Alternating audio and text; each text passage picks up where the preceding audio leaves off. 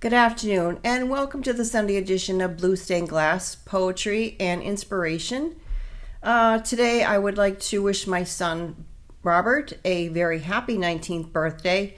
And also on this day, we are here to honor and celebrate the life and legacy of Dr. Martin Luther King. He would have been 94 years old today. So I'm going to start off is one of the most inspirational and speeches ever given in the 21st century. Dr. Martin Luther King, August the 28th, 1963, Lincoln Memorial in Washington, D.C.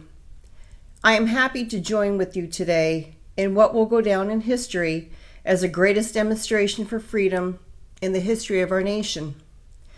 50 years ago, a great American in whose symbolic shadow we stand today signed the Emancipation Proclamation. This monstrous decree came as a great beckoning light of hope to millions of Negro slaves who had been seared in the flames of the withering injustice. It came as a joyous daybreak to end the long night of their captivity. But 100 years later, the Negro is still not free. 100 years later, the life of the Negro is still sadly crippled by the manacles of segregation and the chains of discrimination. 100 years later, the Negro lives on a lonely island of poverty and in the midst of a vast ocean of material prosperity. 100 years later, the Negro is still languishing in the corners of American society and finds himself in exile in his own land. We have come to this hallowed spot to remind America of the fierce urgency of now.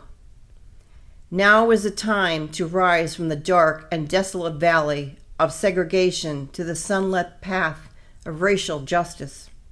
Now is the time to change racial injustice to the solid rock of brotherhood. Now is the time to make justice ring out of all God's children. There is neither rest nor tranquility in America until the Negro is granted citizenship rights. We must forever conduct our struggle on the high plane of dignity and discipline. We must not allow our creative protest of degeneration into physical violence. Again and again, we must rise to the majestic heights of meeting physical force with soul force.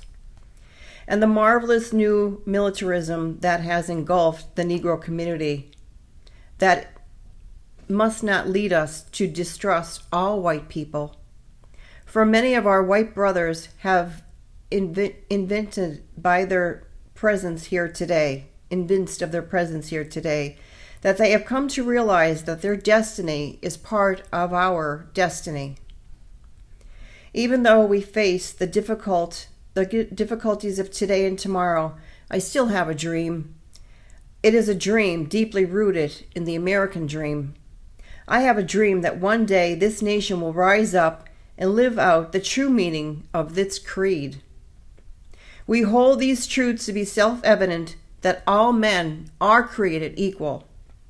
I have a dream that one day on the red hills of Georgia, the sons of former slaves and the sons of former slave owners will be able to sit together at the table of brotherhood. I have a dream that one day even the state of Mississippi, a state sweltered with the heat of injustice, sweltering with the heat of oppression, will be transformed into an oasis of freedom and justice. I have a dream that my little children will one day live in a nation where they'll be not judged by the color of their skin, but by the content of their character. I have a dream today. I have a dream that one day down in Alabama, with its vivacious racists, with its governor having his lips dripped with the words of interposition and nullification, one day, right there in Alabama, little black boys and little black girls will be able to hold their hands with little boys and little girls as sisters and brothers. I have a dream today. I have a dream that one day every valley shall be exalted, every hill and mountaintop shall be made low, the rough places plans and the crooked places will make it straight. And before the Lord will be revealed, and all flesh shall see it together. This is our hope. This is our faith. That I go back to the mountain with. With this faith, we will be able to hew out mountains of despair, a stone of hope. With this faith, we will be able to transform the gentle discords of our nation into a beautiful symphony of brotherhood. With this faith, we'll be able to work together, pray together, to struggle together, to go to jail together, to stand up for freedom forever, knowing that one day we will be free. And I say to you today, my friends, let freedom ring. From the prodigious hilltops of New Hampshire, let freedom ring. From the mighty mountains of New York, let freedom ring. From the mighty Alleghenies of Pennsylvania, let freedom ring. From the snow-capped Rockies of Colorado, let freedom ring. From the carious slopes of California, but not only there, let freedom ring from the Stone Mountain of Georgia. Let freedom ring from the Lookout Mountain of Tennessee. Let freedom ring from every hill and molehill in Mississippi, from every mountainside, let freedom ring. And when this happens, when we allow freedom to ring, we'll let it ring from every village and hamlet, from every state and from every city. We will be able to speed up that day when all God's children, black men, white men, Jews, Gentiles, Protestants, and Catholics, will be able to join hands and sing in the words of that old Negro spiritual, free at last, thank God Almighty, free at last. And I'll put the actual YouTube video of Dr. King saying that speech, which will be much more elegant than I had tried to do. Some memories of this speech. Like I said, it was one of the greatest speeches of the 20th century by one of the most inspirational leaders in the fight of civil rights. A moment in my life as a 4-year-old, questioning my mom as to why she was crying on that long ago April day. And I said, "Mommy, why are you crying over this horse-drawn carriage and there's people just standing there on the streets?" And she had stated, because we had lost another great man. I remember crying with her too, and not sure as to the reasons why. That memory has always stuck in the recesses of my brain all these years.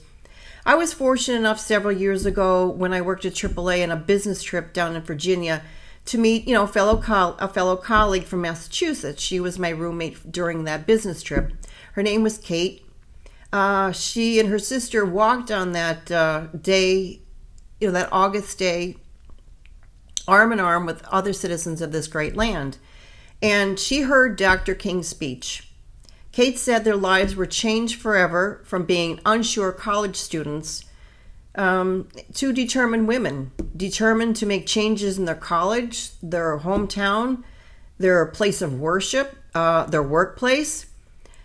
Those 3 days getting to know Kate and to hear her story was truly remarkable to me. It is a time in my life that I truly understood Dr. King's message. We all have opportunities in this life, that we are all interconnected. Even though we don't agree with one another, find that common ground of respectful dialogue. So on this day of Dr. King's 94th year of birth in heaven, may the peace of God reign within our hearts. And today I was watching my favorite show, Sunday morning on CBS. And there was a story relayed about a new book called Master Slave, Husband, Wife, An Epic Journey of Slavery to Freedom, written by Elon Wu. I will post that information in the bottom comments. It's a Simon & Schuster book. It will be going on sale on Amazon January 17th. And it's a story about Ellen Craft. She was given away as a young child as a wedding gift. And she married William Craft, who was also a slave. And they had devised this plan to have Ellen dress up as a wealthy businessman, and her husband would be, considered her slave, on her passage. So they went from Macon, Georgia to Boston, Massachusetts, and they went about on trains and passenger carriages. They finally landed in Boston, and there from Boston they found sympathizers, against slavery, and they spoke about, their journey, their hardship as slaves. And they sold out Federal Hall several times in Boston. This is according to Elon's account of the book that she had written. And finally, they just felt that they were no longer safe in Boston. As sympathizers against slavery, they were persecuted, they were ridiculed, and they finally went to Halifax in Canada, and then finally moving to England, where they felt that they can learn literacy and learn, to be free people. And also they wanted a child that was born as a free person as well too. So that is a very good book to look at. The interview on CBS Morning was also wonderful. I will post those two items at the bottom of the screen. And also, I take a lot of inspiration from a book that was written by Dr. King. I Have a Dream, Writing Speeches That Changed the World. There is now the 75th edition, forwarded by Coretta Scott King, edited by James M. Washington.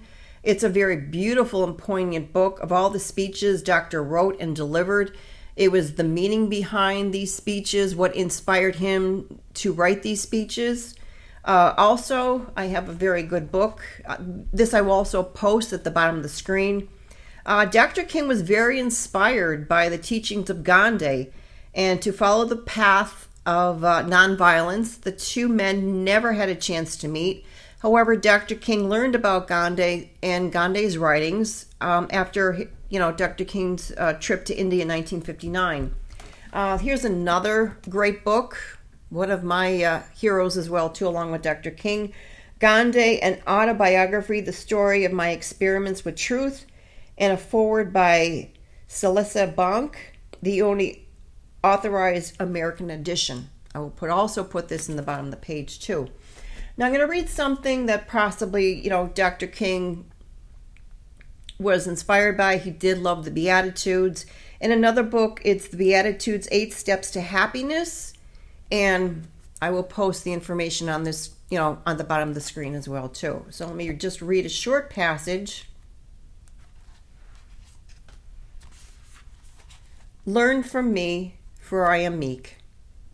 We would spend a long time on these kinds of pastoral applications from the Beatitude of the Meek. Let us move on a more personal application. Jesus says, "Learn from me, for I am meek." Matthew 11, chapter 11, verse 29. One could object that Jesus would not only show himself to be meek. He says, for example, "Do not oppose the wicked, for if anyone strikes you on the right cheek, turn to him and the other also." Matthew chapter 5, verse 39. However, when one of the guards strikes him on the cheek during his trial before the Sanhedrin, it is not recorded that he turned the other cheek, but that he calmly responded, "If I have spoken wrongly, bear witness to the wrong, but I have spoken rightly. Why do you strike me?" This shows that not everything on the Sermon on the Mount is to be followed mechanically and literally. In line with his style and the requirements of oral teaching, Jesus hyperboles and highly imaginative language in order to impress a certain idea more strongly in the minds of his disciples. In case of turning the other cheek, for example, the important part is not the gesture of turning the other cheek, which at times could appear to be more provocative. But if not responding to violence with violence, if overcoming anger with calmness, in this sense, his answer to guard is an example of divine meekness. To measure the extent of his meekness, We only need to compare it to the reaction of his Apostle Paul, who was a saint, in an arduous situation. When Paul is on trial before the Sanhedrin, the high priest Ananias orders Paul to be struck on the mouth. He answers, "God shall strike you, you whitewashed wall." Another ambiguity should be clarified. In the same Sermon on the Mount, Jesus says, "Whoever insults his brother shall be liable to the council, and whoever says, 'You fool,' shall be liable to the fires of hell." But many times the gospel he addresses for scribes and Pharisees as hypocrites and blind fools. He reproves his disciples, calling them foolish men and too slow of heart to believe. Very poignant words on a very poignant day today. And I'll finish with some of my poetry.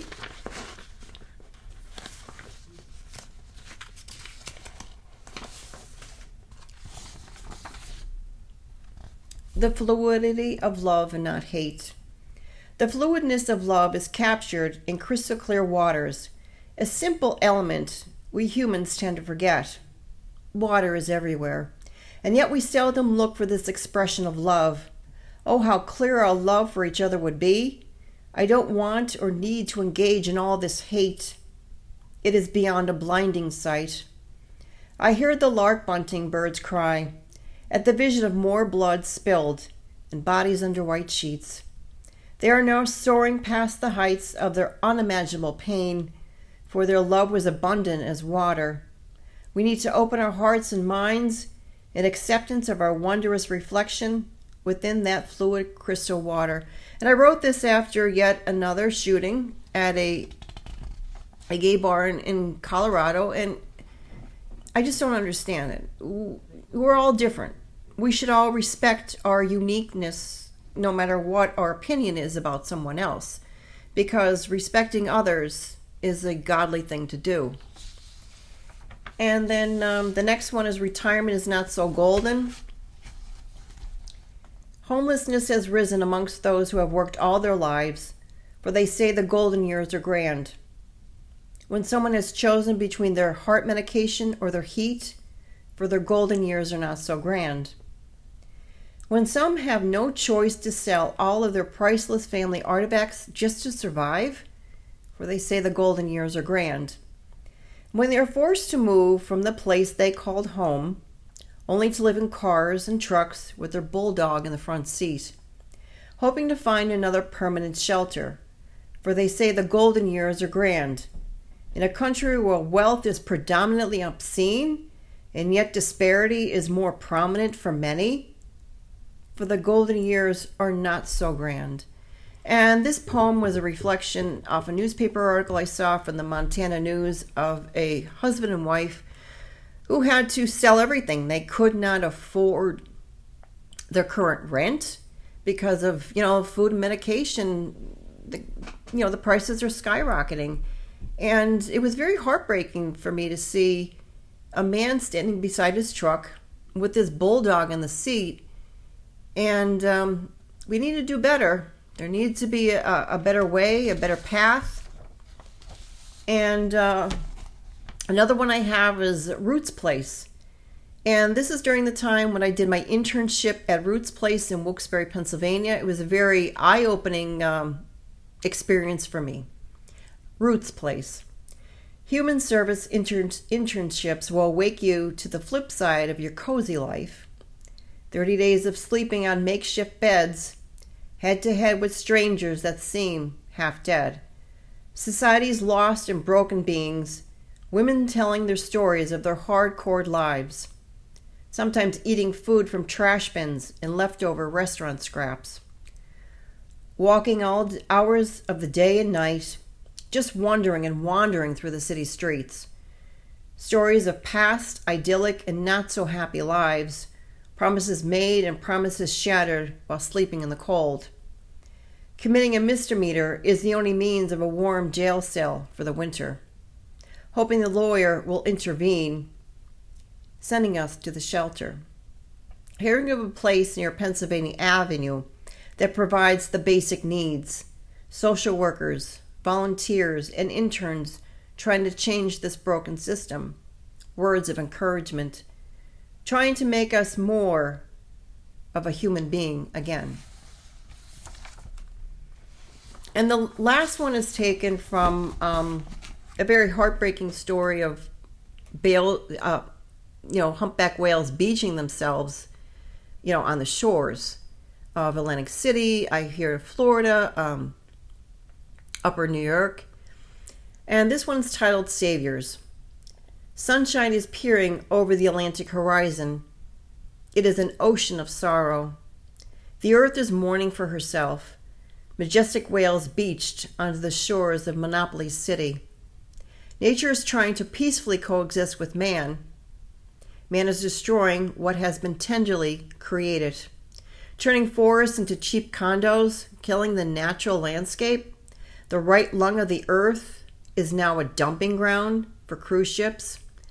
Plastic choking debris, intertwined sea life, and coral reefs. The left lung of the earth burned to ashes. Amazonian extinction is almost too much of a painful reality for what? Modern development.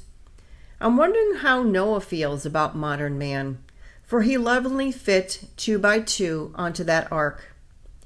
Imagining his thoughts, I did my very best to save each and every animal species. Animals are meant to be safe and cherished by man, for animals were created upon this planet to save us. Our earthly purpose is to be gatekeepers instead of being a greedy, wasteful lot, legislating the natural precepts of our macrocosm away into oblivion. As polar bears and seals drown, unable to live, no ice, no snow, no abundance of food. Will nature's wonderment of today be photographs of a bygone era? How do we explain this travesty to our grandchildren? So thank you for joining me, and I'll see you next time on Blue Stained Glass Poetry. Have a blessed Sunday and have a wonderful week. Take care. Bye now.